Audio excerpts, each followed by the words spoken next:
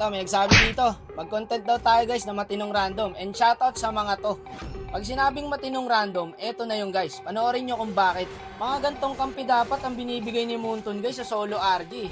Tignan nyo guys ha, pagdating sa Turtle, ayan, sama-sama. Ngayon guys, walang problema ang jungle pagka ganito ang tank tsaka support mo. Diba? Apat sa Turtle. Ganto sana lagi. At alam nila guys kung saan ang susunod na pupunta. Priority lane nila ang gold lane.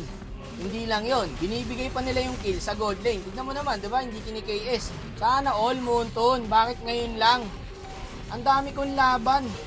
Ngayon lang po ako nakaranas ng ganitong katitinong kakampi sa solo RG. So guys, suntok sa buwan to eh. Bibihira ka po, bibigyan na ganitong kakampi ni Moonton. Ayan o, tignan mo yung badang o, priority gold lane. Kadalasan guys, di ba, pag solo RG ka, XP po ang ginagawa nilang gold lane. Kaya itong apat na kakampi ko guys, the best example to, no? Na dapat gayahin nating lahat sa solo RG para hindi mahirap magpa-rank up pre. Ang hirap mag solo RG, kahit yung mga basic hindi natin alam. Sarap mag-ML pag ganito kampi guys, oh. Nagpupush yung dalawa sa mid. Tapos nakaabang na sa invade yung jungle namin. Ngayon, hindi makakalapit yung Freya. Sarap mag-jungle par. Pagka ganito yung tank support mo, protektado ka. Pati yung carry, di ba? Ayan o, tignan mo, free lane yung carry. Walang lumilane. Kaso dito, nabigyan nga lang sila. Ang nakakatakot lang dito, ngayon, bibigyan ka ng matinong kakampi. Tapos next game, back to ko pala na naman. Bibigyan ka na naman ng dalawang MM, dalawang jungle, dalawang tank, dalawang rage. Wala talaga mangyayari sa atin yan. Rank pababa talaga lagi ang aabutin natin. Saka walang feeder sa amin guys, ako lang. Hindi, nagagawa naman natin yung role natin guys eh. Tignan mo naman yan, sama-sama talaga sila, hindi nag-iiwalay. Solid to mga to par. Magsapatos na kayo, ipapadala ko na kayo sa planetang Namek. Diba, ang dali mag-ML guys. Pagka ganito lagi kampi mo, kapag oras ng Lord, maglo-Lord. Wala nang marami pang exhibition. Yung gagawa pa ng highlights, para may pang my day. Eto mga to, wala oh, hindi nagsasayang ng oras. Finish kung finish guys. Sana naman mapanood to ng mga nang-answer, no? Ayaw nyo ba palaging panalo, guys? Bakit pagkakampi nyo ako, ang gusto nyo palagi, talo tayo? Masarap kaya pag win streak ka, di ba? Kakain ka, nakangiti.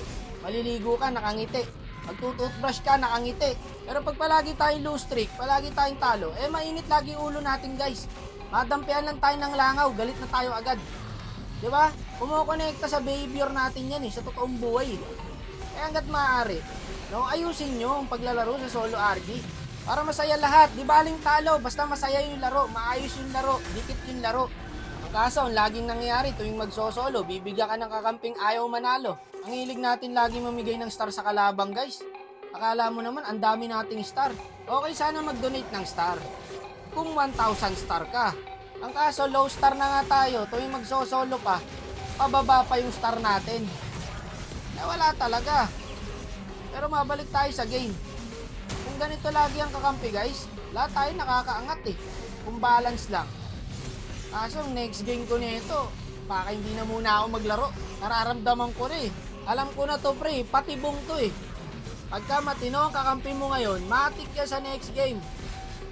Matitindi na naman ang mga random ang ibibigay sa'yo. Pero shoutout sa apat na to guys. Saludo, saludo.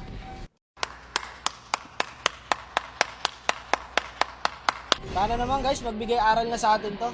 Solid na itong apat na to. Kung sino man kayo, malaking shoutout sa inyo mga boss. Solid, solid. Tandaan nyo, IGN nyo mga yan guys. Makaka-rank up kayo pagka ganyang kampi nyo. He likes to come and meet us, but he thinks he'd blow our mind.